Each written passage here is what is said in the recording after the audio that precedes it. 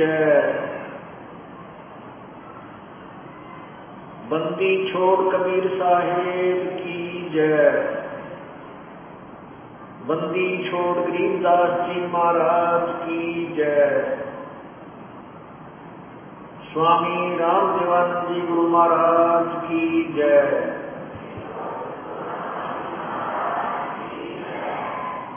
सर्व संतों की जय।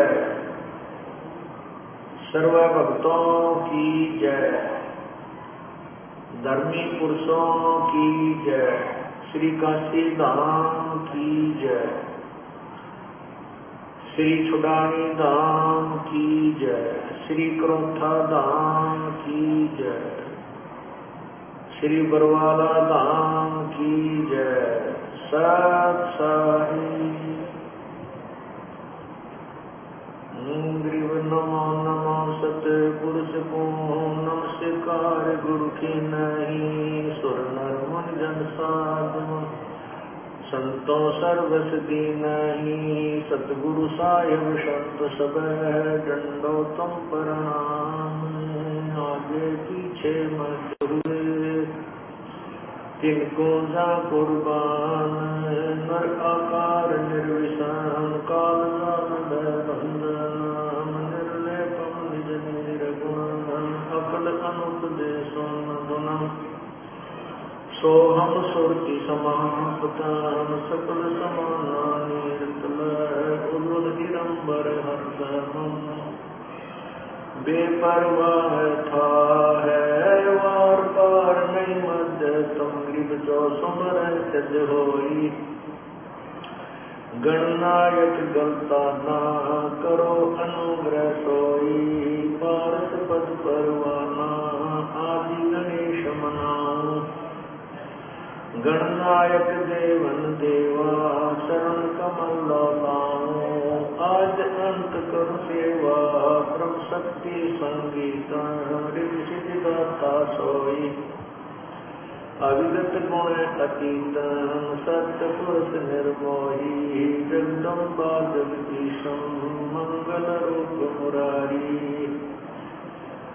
तन्मन अर्पो शीशम भक्ति मुक्ति भंडारी सुर नर मुनि जन जाम ब्रह्मा विष्णु महेशा शेष सहस मुख गाम पूजय आदि गणेशा इंद्र कुबेर सरीखा वरुण धर्म राजाम समर्थ जीवन जी का मन इच्छा फल पावे 33 कोटि अतारा धाम से 88 उतर बहुजल पारा कट गए उनकी फांसी 33 कोटि अधारा धाम से 88 उतर बहुजल पारा कट है यम की फांसी।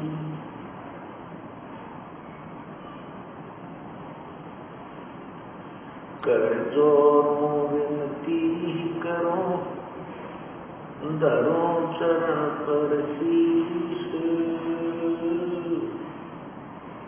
गुरु रामदेवानंद जी महाराज ने दिया ज्ञान बख्शीश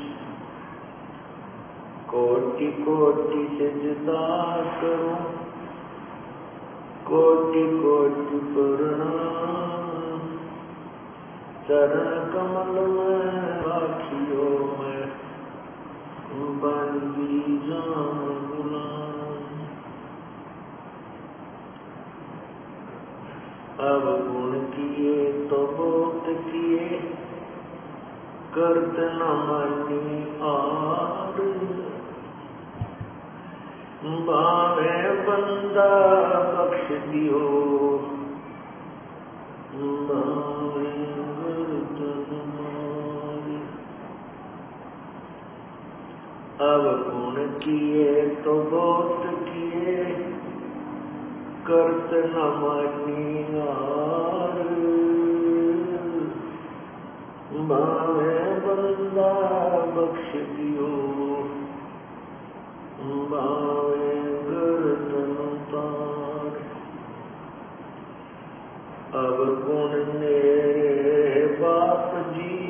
बख्शो गरीब नवाज, जो मैं पूत कपूत हूँ मोर पिता हूँ लाज।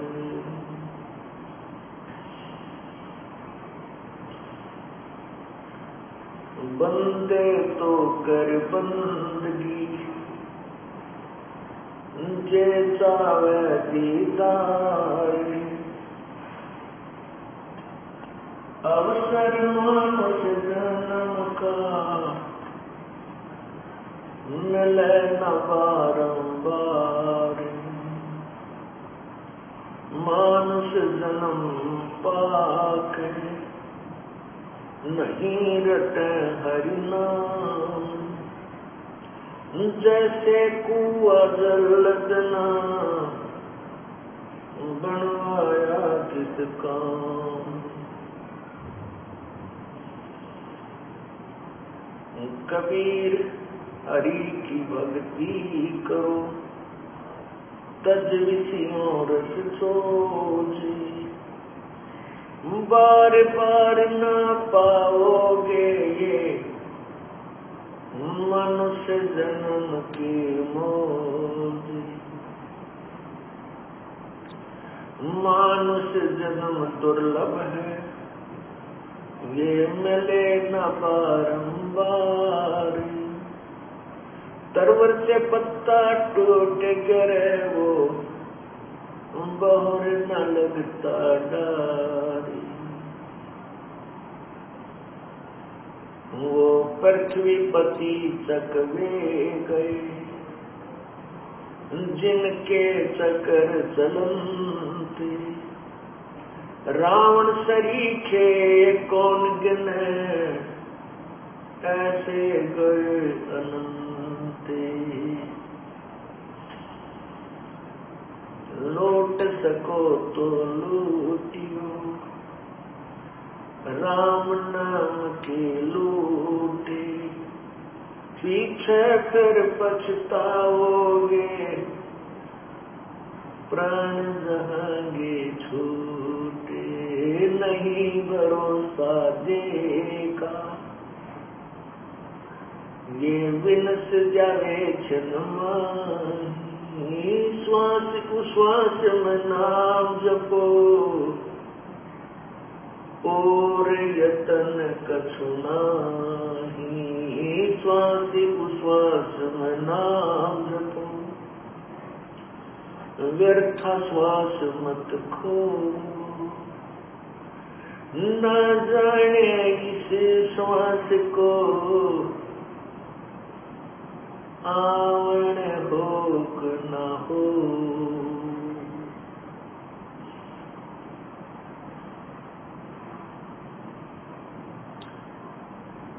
परमपिता परमेश्वर कबीर बंदी छोड़ जी की असीम कृपा से आज हमें ये सत्संग का सुअवसर प्राप्त हुआ है, जिसमें परमेश्वर की अपनी ही रजा होती है। उसमें ये शुभ समागम प्रारंभ हुआ करते हैं, और ऐसे शुभ समागमों में जिन पुण्यात्माओं को आने का अवसर प्राप्त होता है, वो परमात्मा की विशेष प्रिय आत्माएं होती हैं।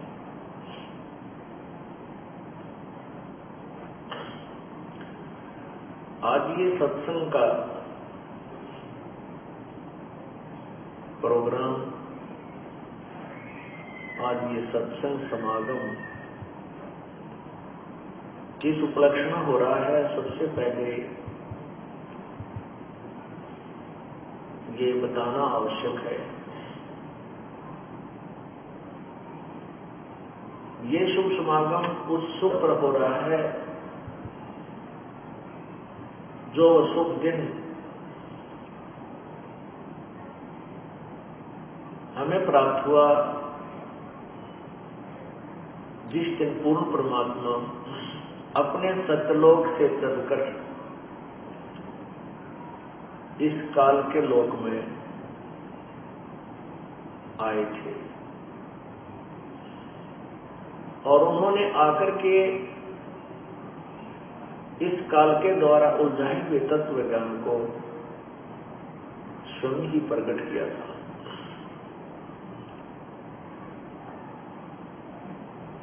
वो शुभ दिन है ज्येष्ठ सुदी पूर्णमासी,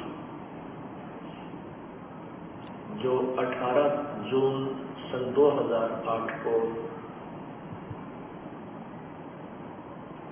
है।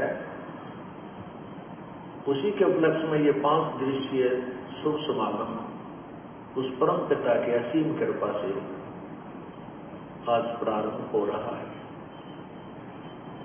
आज ये 14 जून सन 2008 का शुभ दिन है। व्यास परमात्मा की अमृतवाणी का प्रकाश हुआ और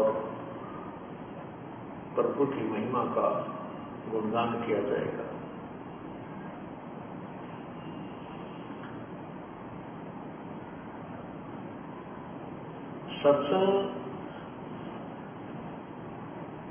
सत्संग के अंदर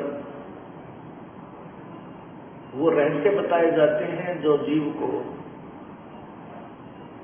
कभी जीवन में सुनने को नहीं मिले होते, क्योंकि तत्व ज्ञान के अतिरिक्त जो भी हम ज्ञान, चाहे वह दार्शनिक है या कोई व्यवसायिक है, उसको सुनते रहे। उस ज्ञान को सुनकर हम उस रंग में इतने रंगे कि हमने उस अपने दैनिक क्रिया और जैसे भी हम साधना छोटी जैसे भी हमें पता था वो करते थे, उसके अतिरिक्त कोई ज्ञान नहीं था। सत्संग में आने से परमात्मा की उस महिमा का ज्ञान होता है जो अति आवश्यक होती है, और साथ में जीव को अपने कर्मों का जो कर्म वो कर रहा है अपने जीवन में, उनका भी ज्ञान होता है, ये कितने शुभ हैं और कितने अशुभ हैं।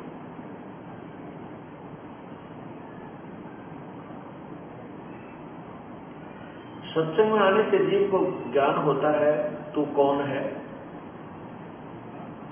और कहां से तू आया था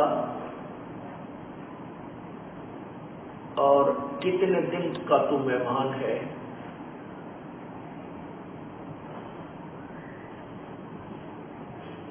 और जो कर्म तू कर रहा है, इनके अतिरिक्त भी कोई कार्य है या नहीं।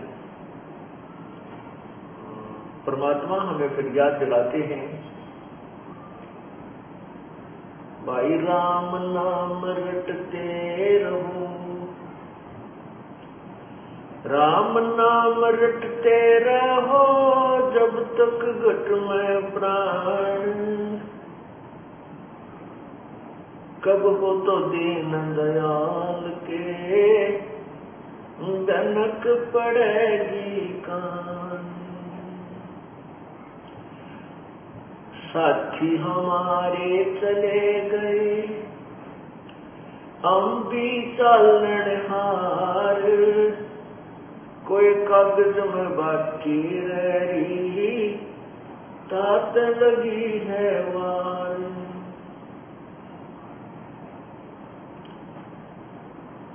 कबीर पतझड़ आवत देख कर बन रोवे मन माही, जो ऊंची टहनी पात थे अब पीले हो जान।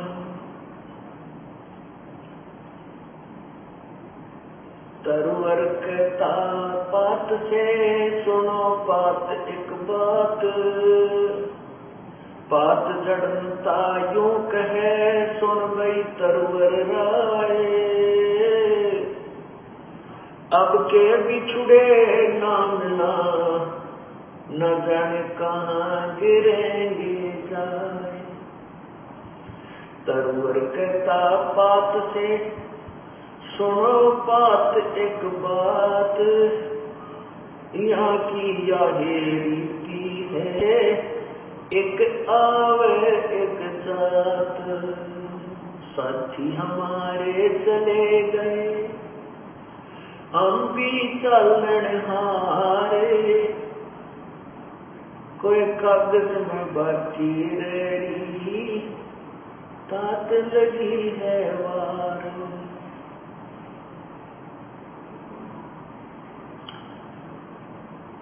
परमपिता परमात्मा पूर्ण ब्रह्म सारी सृष्टि के रचनहार कबीर परमेश्वर जी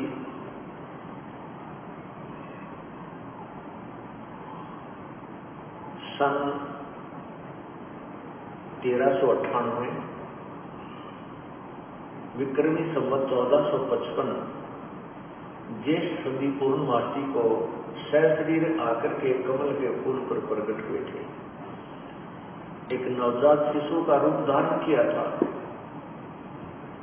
लीला करते हुए प्रभु बड़े हुए थे। 5 वर्ष की आयु से ही वो अपने तत्व ज्ञान का प्रचार करने लग गए थे।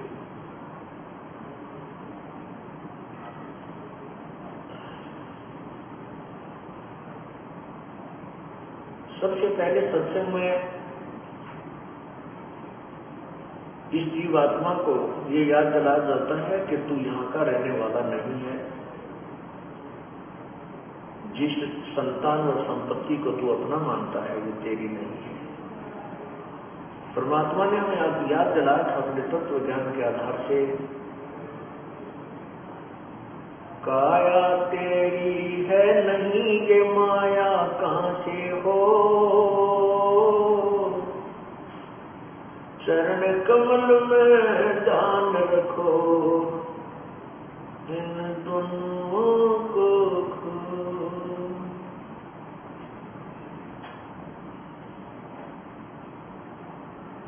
कबीरा वो दिन याद करो, पग ऊपर तल शीश, मर्त मंडल में आके तो भूल गया जगदीश। पुण्यात्मा, जब तक हमें ज्ञान नहीं होता तो हम निर्भय रहते हैं, डरते नहीं। ना पाप का डर, ना मृत्यु का डर। जैसे अबोध बच्चा होता है, वो बालक बिजली के नंगे तार को छू लेता है, पकड़ लेता है, जहां से स्पार्किंग होकर और उसमें आतिशबाजी हो रही होती है। उसको अच्छी वस्तु जानकर उसको भी छू लेता है और अपनी जान से हाथ धो बैठता है। बच्चा जब बड़ा हो जाता है उसको बताया जाता है कि ये बिजली है, ये बहुत भयंकर है, इसके नंगे तार को हाथ नहीं लगाना चाहिए, नंगे तार के छूने से ये मार डालती है, मृत्यु को प्राप्त हो जाता है प्राणी। तो फिर वो बच्चा जब उसको ज्ञान शाना होता है, उसको ज्ञान हो जाता है, तो ज्ञान होने से वो भय मानता है, डरता है, और डरता है तो उस भयंकर वस्तु के निकट नहीं जाता जो उसकी मौत का कारण बन जाती है। ठीक इसी प्रकार जब हम सत्संग में आते हैं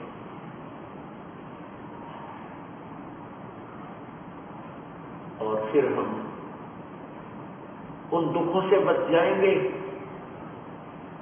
हम 84 लाख योनियों के प्राणियों के शरीरों में जाने से बच जाएंगे।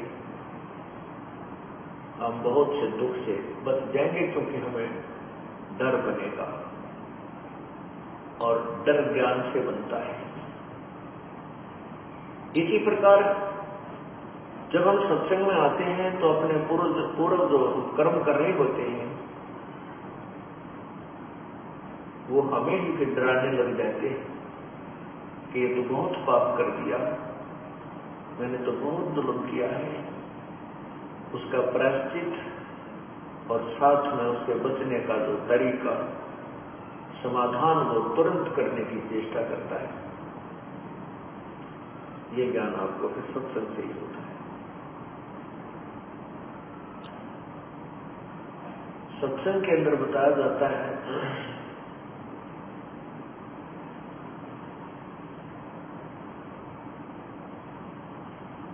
आजा बंदे शरण राम की फिर पीछे पछतावेगा भाई। आजा बंदे फिर पीछे पछतावेगा भाई। आजा बंदे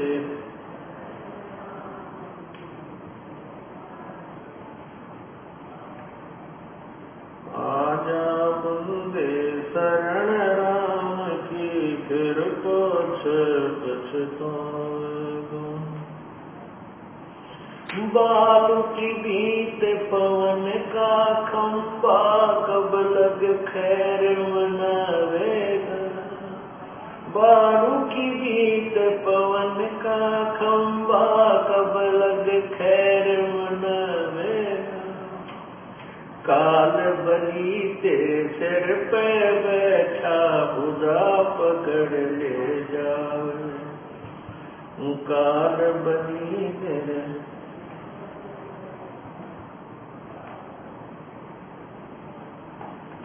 आजा बंदे शरण राम की फिर पछतावेगा भाई।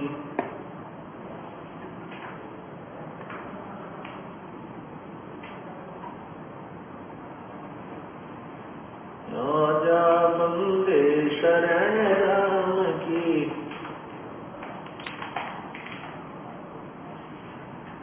बालू की बीत पवन का खंबा कब लग खैर मनावेगा। बालू की बीत पवन का कब लग खैर मनावे। आदम तेरे घट न घेर तू राम करना पाए। आदम तेरे घट न घेर तू राम कहना पावेगा भाई। आजा बंदे फिर पाछे पछता। काल बली तेरे सिर पे बैठा भुजा पकड़ ले जावेगा। काल बली तेरे पीछे पकड़ ले जाएगा। मात पिता तेरा कुटुंब कबीला सारा खड़ा रखाए। मात पिता तेरा कुटुंब कबीला सारा खड़ा रखाएगा भाई। आजा बंदे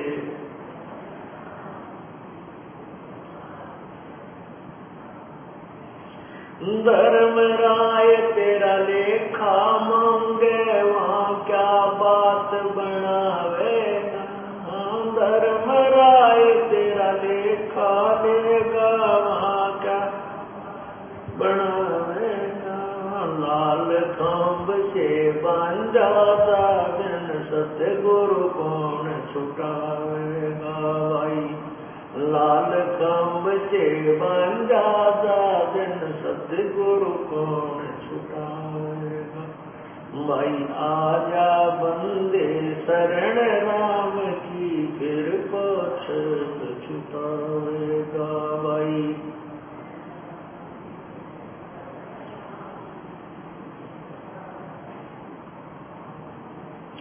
दिया लिया तेरे संग चलेगा दरियाड क्या रह जाएगा। दिया लिया तेरे संग चलेगा दरियाड क्या रह जाएगा। कहे कबीर सुनो भाई साधो करनी के फल पावेगा। हाँ कहे कबीर सुनो भाई साधो करनी के फल पावेगा भाई। आजा बंदे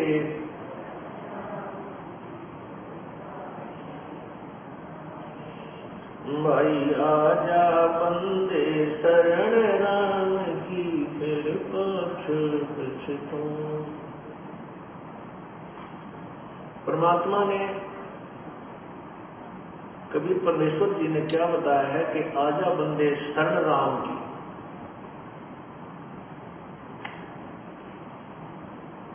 फिर पीछे पछतावेगा। परमात्मा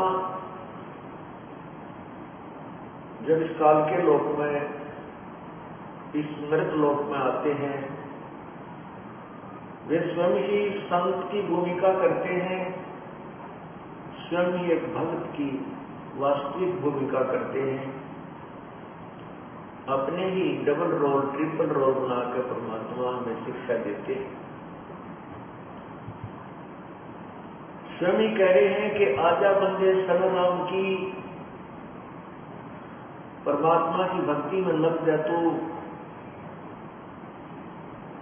नहीं तो फिर पीछे पछताएगा।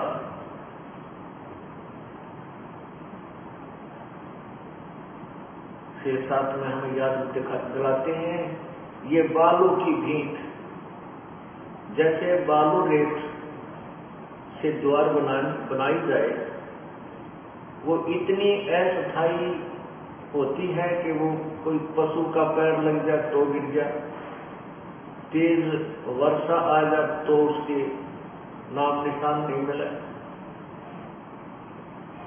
तेज हवा से वो भी डिस्टर्ब हो जाती है, नष्ट हो जाती है। इसी प्रकार हमारा ये शरीर 5 तत्वों से बना हुआ पुतला है, इसका पता नहीं किस कारण से अंत हो जाए। एक्सीडेंट में ये नष्ट हो सकता है, पानी में डूब जाए, बिजली का करंट लग जाए, हार्ट अटैक हो जाए, किधर कैंसर हो जाए, कोई ना जाने कितने प्रकार की बीमारियां इसके पीछे लगी हुई है। और ऐसे बंदे ऐसे अस्थायी शरीर को पाकर के इतना भूल गया कि भगवान भूल गए। इस शरीर की वास्तविकता की हमें संतों से ही पता चला, नहीं तो हम इसको बहुत ही अच्छा और सफाई माने हुए थे। इसलिए हम डरते नहीं थे, इसलिए हम भगवान को याद नहीं करते थे। अब हमने इसकी अस्थायित्व का पता चल गया कि ये तो कुछ भी को नहीं। परमात्मा कहते हैं, पानी जैसा बुदबुदा मानुष की जात, देखत ही छुप जावेगा जो तारा पर्वत। ये तो पानी जैसा बुलबुला, पानी के ऊपर एक बुलबुला आ जाता है, वो कुछ देर तो बहुत ज्यों का तो रहता है, 1 सेकंड में उसका पता नहीं चलता। इसी प्रकार ये मनुष्य शरीर है, एक बार हमारे हाथ से छूट गया, इसके प्राणी निकल गया, इसको सवा कर देंगे या किसी जमीन में गाड़ देंगे, इसका नाम और निशान मिटा दिया जाएगा। इसलिए हम इस मिट्टी से लाभ उठाना है। जैसे किसान मिट्टी से गेहूं उत्पन्न कर लेता है, अपनी जीवन रक्षक जो गेहूं को बना लेता है, उसे धन कमाता है, मकान बना लेता है, अपने कपड़े वस्त्र ब्याह शादी की व्यवस्था कर देता है, मिट्टी से कर लेता है। ठीक इसी प्रकार हम इस 5 तत्वों से बने हुए इस मिट्टी के महल से, इस मिट्टी के खेत से राम नाम का धन एकत्रित करना है, ये कमाई करनी है। यदि हमने इस मिट्टी से राम नाम का धन संचित कर लिया तो इसका लाभ है, अन्यथा मनुष्य शरीर का कोई यूज नहीं, कोई लाभ नहीं। नहीं तो हम वही कर्म करते हैं जैसे आम प्राणी करते हैं, बच्चों को उत्पन्न करना, उनके अंदर मोह ममता, और फिर इस शरीर को त्याग करके चले जाना।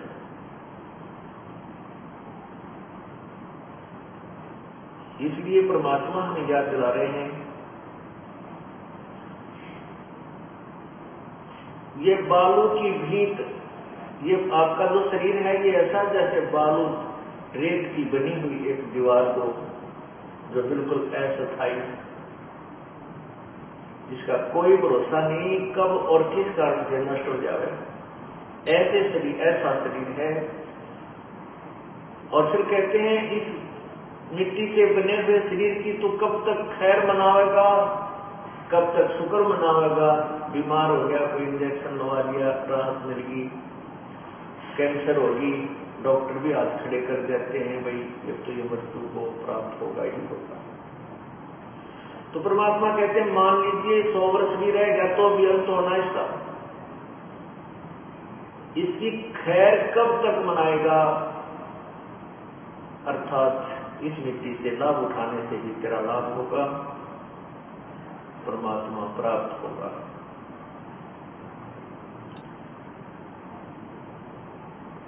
जो व्यक्ति भगवान नहीं बचते, परमात्मा की याद नहीं करते, जब तक उनके पूर्व जन्म के संस्कार होते हैं, पुण्य जब तक चलते हैं, तब तक तो वो सुखी नजर आता है। शरीर भी स्वस्थ है, घर में भी सुख है, कार कोठी भी है, फैक्ट्रियां भी खूब धड़ाके से चल रही हैं। और जिस समय पाप कर्मों का प्रभाव शुरू होता है, पुण्य समाप्त हो जाते हैं, फिर फैक्ट्रियां बंद होने लग जाती हैं, मजदूर हड़ताल कर लेते हैं, शरीर में रोग बढ़ जाते हैं और अंत में वो प्राणी अपने पुण्यों को बर्बाद करके और चला जाता है, पाप कर्मों के भोग भोग कर शरीर छोड़ जाता है। सत्संग में याद दिला जाता है कि जो प्राणी आज जैसे भी संस्कार है, कोई राष्ट्रपति बना है, कोई प्रधानमंत्री बना है, कोई मुख्यमंत्री बना है, या कोई अन्य अधिकारी है, या हमारे जैसा कोई गरीब है, कोई रिक्शा चला रहा है, कोई मजदूर है, किसान है, किसी को रोग लगा है, कोई स्वस्थ है, ये अपने ही पूर्व जन्म के पुण्य और पापों के आधार से है।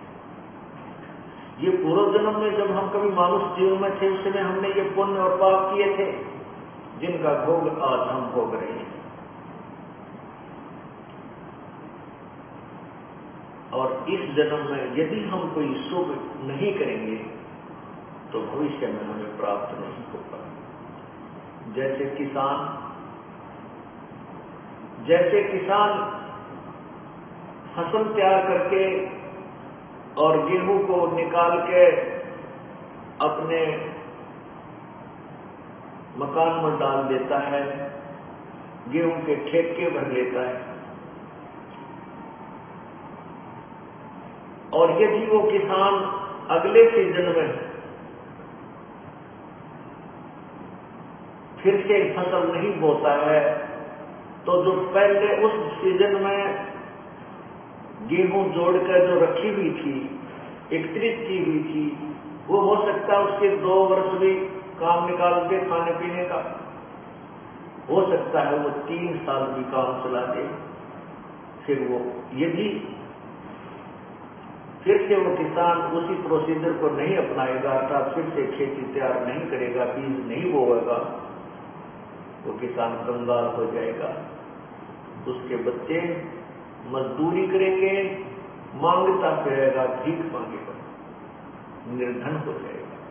ठीक इसी प्रकार हम पूर्व जन्म में की हुई कमाई के ठेके पर रखे हैं, उनमें से हमें मनुष्य शरीर मिला है।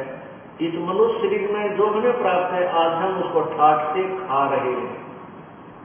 कोई गुट्टी लगा रहा है, कोई सुल्फा पी रहा है, कोई अफीम खा रहा है, कोई शराब पी रहा है, कोई सिनेमा देख रहा है कि तो बकवाद करते हैं, परमात्मा से नहीं डरते हैं, परमात्मा को याद नहीं करते हैं, और करते हैं तो एक फॉर्मेलिटी ही करते हैं, शास्त्र अनुकूल साधना नहीं करते, तो उनका जीवन व्यर्थ हो रहा है। एक भक्त कह रहा था, उसने उपदेश नहीं लिया था, एक साधारण सी, एक कॉमन सी बात है, जैसे कोई व्यक्ति बीड़ी, शराब, मांस, तंबाकू प्रयोग नहीं कर रहा, और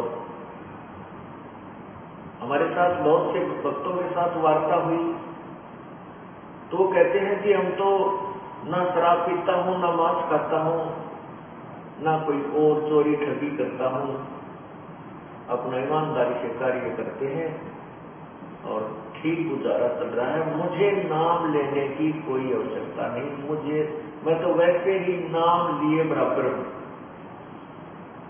तो उसको फिर समझाया जाता है कि ये बोली आत्मा, जो अवगुण आप नहीं कर रही, ये तो मनुष्य जीवन का प्रथम कर्तव्य है, और जो ये पाप भी, ये बुराइयां भी कर रहे हैं, वो तो और ज्यादा पाप के भागी बन रहे हैं। आप केवल उन पापों से बचे हुए हैं जो अन्य व्यक्ति वो शराब, मांस, तम्बाकू, चोरी, ठगी करके जो पाप कमा रहे हैं। लेकिन जीवन आपका भी इनकम्प्लीट है, मनुष्य जीवन का कर्तव्य आपका पूर्ण नहीं है।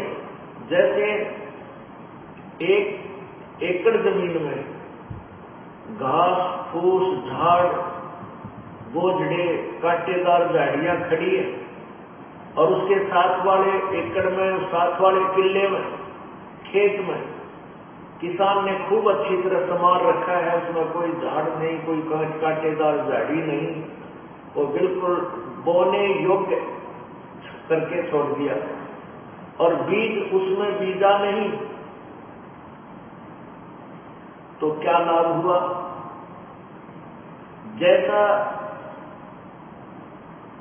वो झाड़ जंखाड़, कांटेदार झाड़ियां जिसमें कबाड़ उगा पड़ा है, उस खेत में और बाह्य हमारे खेत में कोई अंतर नहीं है, यदि उस बाह्य हमारे खेत में बीज नहीं बीजा जाता।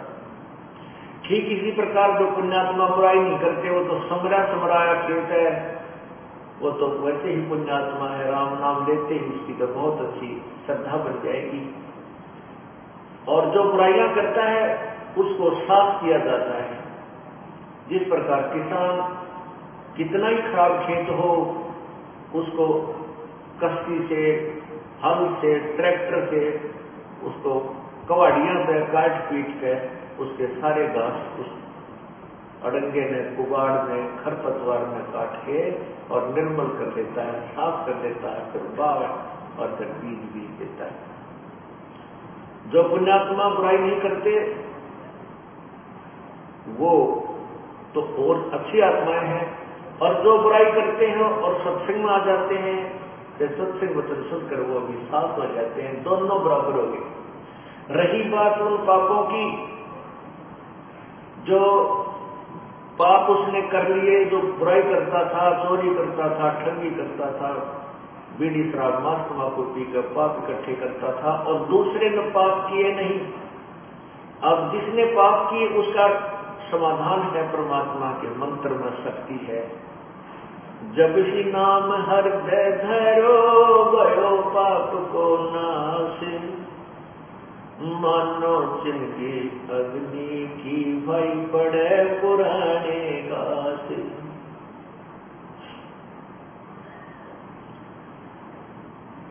परमात्मा हर तरह से हमें सावधान भी करते हैं, ज्ञान भी देते हैं, हमारा विश्वास दृढ़ भी करते हैं।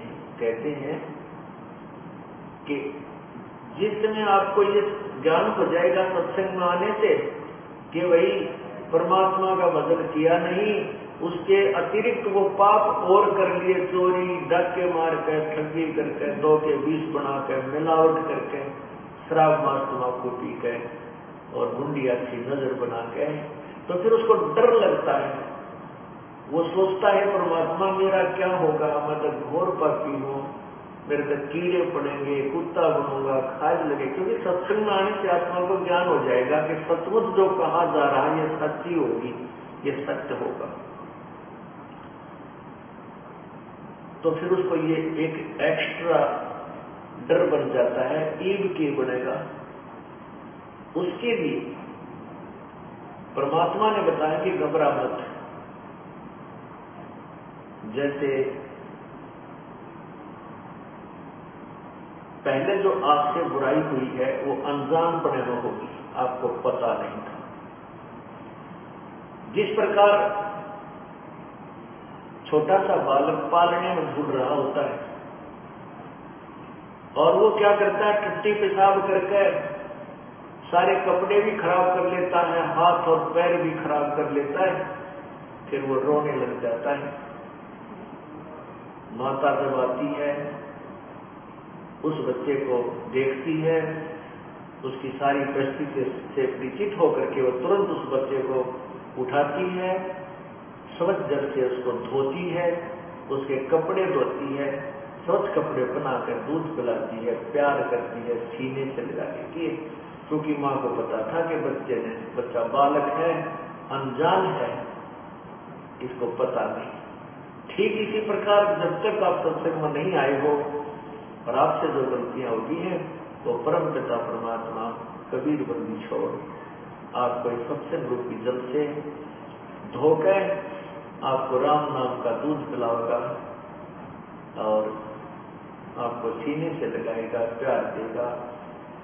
आपके अर्थात आपके जो पूर्व सत्संग में आने से पहले जो किए गए पाप आपके सारे नष्ट कर देगा, आपको साफ करके अपने भक्ति करने योग्य बनाएगा। और यदि जैसे बालक थोड़ा बड़ा हो जाए और वो फिर किसे पेशाब करते बिस्तर में जानबूझ कर तो पिटा बहुत करे, उसकी पिटाई होती है क्योंकि वो बकवास कर रहा है, अब अनजान नहीं है। ठीक इसी प्रकार जब आप सियाने हो जाओगे सत्संग सुनकर और नाम उपदेश लेकर के फिर गलतियां करोगे, फिर तो उस बच्चे की तरह पिटोगे जो जानबूझ कर बकवास कर रहा है।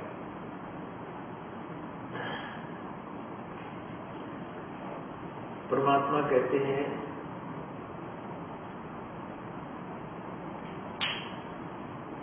कि जब आप परमात्मा की शरण में आ जाते हो तो परमात्मा ने अपना एक या तो स्वयं आते हैं या अपना कोई और संत अपनी निजी आत्मा को यहां भेजते हैं अपने बच्चों को संभालने के लिए। जैसे इस दास की ड्यूटी लगा रखी है,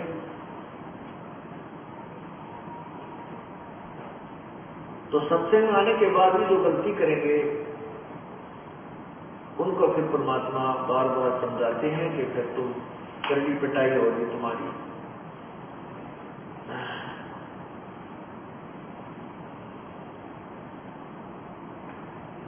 और फिर उसको जागृत करते हैं, भाई मानत न मन मोरा साधो, मानत न मन मोरा रे, बार बार मैं ये समझाऊं जग में जीवन थोड़ा रे, बार बार मैं ये समझाऊं जग में जीवन थोड़ा रे, मानत न मन मोरा साधो,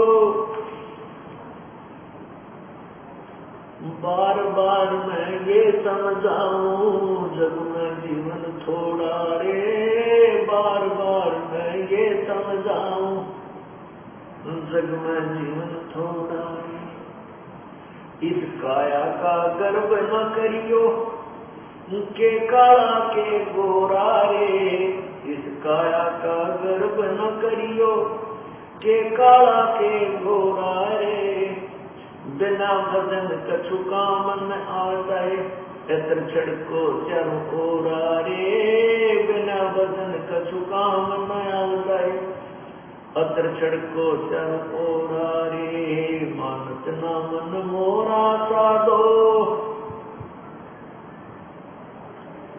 बार बार मैं ये समझाऊं जग में जीवन थोड़ा रे, बार बार मैं ये समझाऊं जग में जीवन थोड़ा रे। इस माया का गर्व न करियो के हाथी का घोड़ा रे, इस माया का गर्व न करियो क्या हाथी का घोड़ा रे, जोड़ जोड़ धन बहुत बटोरा लाखों और करोड़ा रे, जोड़ जोड़ धन बहुत बटोरा लाखों और करोड़ा रे, मानत न मन मोरा साधो, बार बार मैं ये समझाऊं जग में जीवन थोड़ा रे, बार बार मैं ये समझाऊं, जग में जीवन थोड़ा रे। दुविधा दुर्मति चतुराई में जन्म गया नर तोरा रे, दुविधा दुर्मति चतुराई में जन्म गया नर तोरा रे। अब भी आने न लो सत्संग में, करो गुरु ज्ञान पे गोरा रे। अब भी आने न लो सत्संग में, करो गुरु ज्ञान पे गोरा रे। मानत न मन मोरा साधो, बार बार मैं ये समझाऊं, जग में जीवन थोड़ा रे, बार बार मैं ये समझाऊं। भाई शरण पड़े ने गुरु संभाले, जान के बालक गोवारे। गुरु शरण पड़े को गुरु संभाले, जान के बालक गोवारे। कह कबीर तुम चरण चित राखो, जो सोई मडोरा रे। कह कबीर तुम चरण चित राखो, जो सोई मडोरा रे। मानत न मन मोरा साधो, बार बार मैं ये समझाऊं, जग में जीवन थोड़ा रे। बार बार मैं ये समझाऊं, जग में जीवन थोड़ा रे। क्या बताते हैं कि सत्संग में आने के बाद भी ये मन इधर उधर की सोच में ज्यादा ही उलझा रहता है। उसको याद दिला जाता है कि इस काया का गर्व न करिए, भाई के काला के गोड़ा रे। ये जो मिट्टी का बना हुआ, ये 5 तत्वों से बना हुआ पुतला है, इसके अंदर झांक कर जरा सा देखें तो ये कुछ भी वस्तु नहीं है। इसकी शरीर की नाड़ियों में खून घूम रहा है, रक्त चल रहा है, मांस हड्डियों के ऊपर मांस लपेट रखा है, अंदर शरीर में थूक, टट्टी, पेशाब और सारा गंध भरा पड़ा है। हमारे शरीर की क्या स्थिति है? जैसे आपने एक्सीडेंट के अंदर कोई कुत्ता मरा हुआ देखा और रोड के ऊपर, उसकी आंत इतनी दूर तक बिखरी पड़ी होती है, उसके अंदर से टट्टी और पेशाब उसका अलग से पड़ा होता है, और शेष शरीर का जो मांस, हड्डी और चाम वो इधर उधर सड़क के चिपका हुआ होता है। तो उससे अपने शरीर की तुलना कर लेना बिल्कुल अंतर नहीं है। तो इस भगवान ने इसके ऊपर सब ये कुछ अंदर भर के और ऊपर ये पालिश कर रखी है। किसी का काली पालिश है, किसी का गोरी है, अंदर सेम मटेरियल है। तो यहां बताते हैं, इस काया का गर्व न करियो, के काला के गोरा रे। इस काया का गर्व न करियो, के काला के गोरा रे। भाई बिना वजन कछु काम न आवताई, एत्र छिड़को चारों ओरा रे। बिना वजन कछु काम न आवताई, वजन कछु काम न आवताई,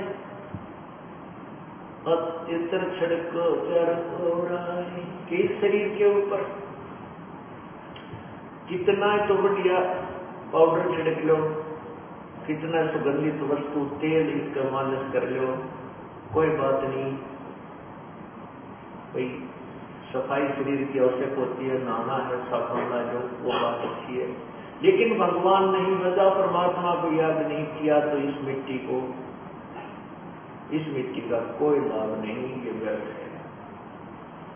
फिर हम दूसरा गर्व करते हैं, घर में कार हो जाए, कोठी हो जाए। पहले घोड़े, आज तक तो कार, पहले घोड़ा जिसके घर में होता था एक रिच मैन माना जाता था। वो एक साहूकार व्यक्ति माना जाता था, जैसे आज जिसके घर में कार हो वो धनी व्यक्ति मान लिया जाता है। तो परमात्मा बताते हैं कि इस माया का गर्भ न करियो कि हाथी के घोड़ा है, और जोड़ जोड़ जब बहुत बिटोड़ा लाखों और करोड़ा है। अब परमात्मा के नाम बिना यह जोड़ा जड़ा धन ऐसे व्यर्थ हो जाता है। कैसे? एक समय की बात है। अब देखो पुण्यात्माओं, जो हमारे अनुयायी हैं, जब से इस दास को आज्ञा हुई है परमात्मा की महिमा गुणगान करने की, उसी समय से सत्संग सुनते हुए आ रहे हैं।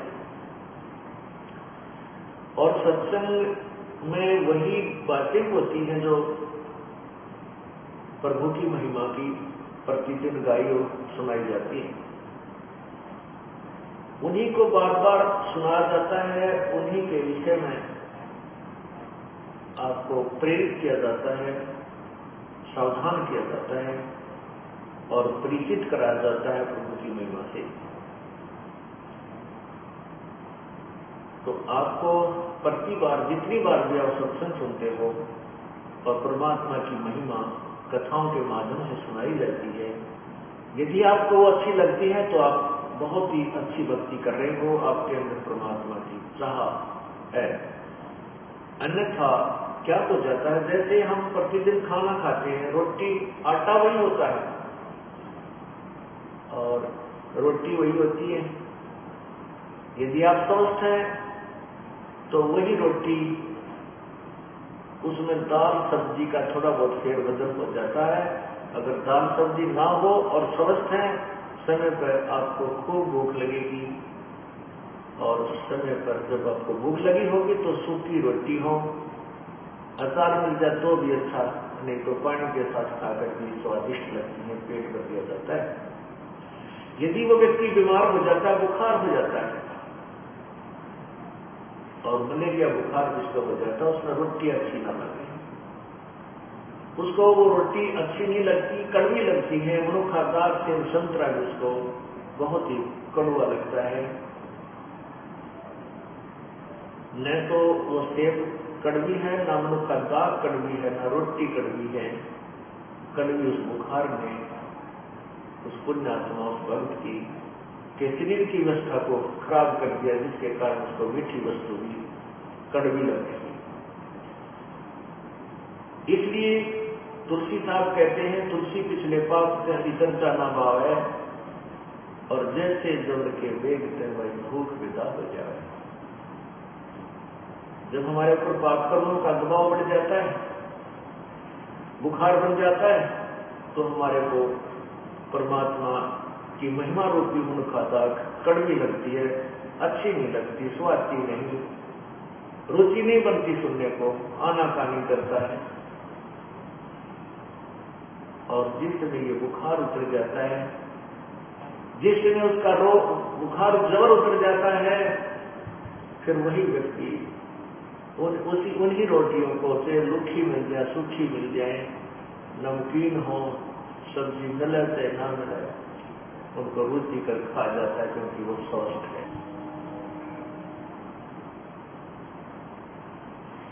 जिस प्रकार ज्वर उतरने के उपरांत स्वस्थ व्यक्ति सुबह शाम उन्हीं रोटियों को रुचि खाता है, उसके मन में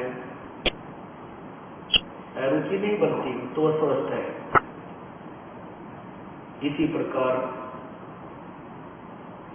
जिस समय आपके पाप कर्म सत्संग में आने से नरम हो जाएंगे, भजन सिमरन से कम हो जाएंगे, आपको परमात्मा की चर्चा इतनी स्वादिष्ट लगेगी कि आप बेसब्रे हो जाओगे।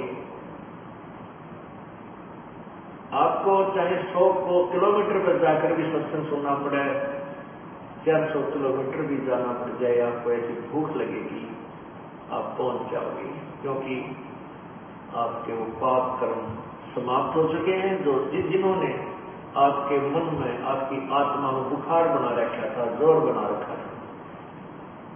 अब आप स्वस्थ हो गए, आपकी आत्मा स्वस्थ हो गई है, अब इसको राम नाम की चर्चा की भूख लगती है।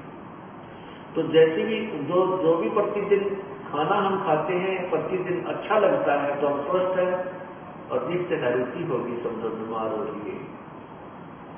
उसका ट्रीटमेंट क्या है, उसका उपचार क्या है? उपचार यही है कि उस रोग को खत्म करने के लिए कड़वी गोलियां ही खानी पड़ती है। गोलियां, दवाई, औषधि कड़वी होती है, और चाहे रुचि ना हो औषधि खाने की, कड़वी भी लगती है, वो खानी ही पड़ती है।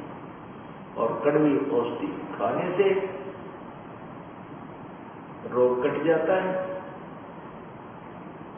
इसी प्रकार आपने कभी कभी सत्संग सुनते सुनते रुचि बन जाती है कि ये कथा तो हमने सुन रखी है, तो समझो आप बीमार होगी।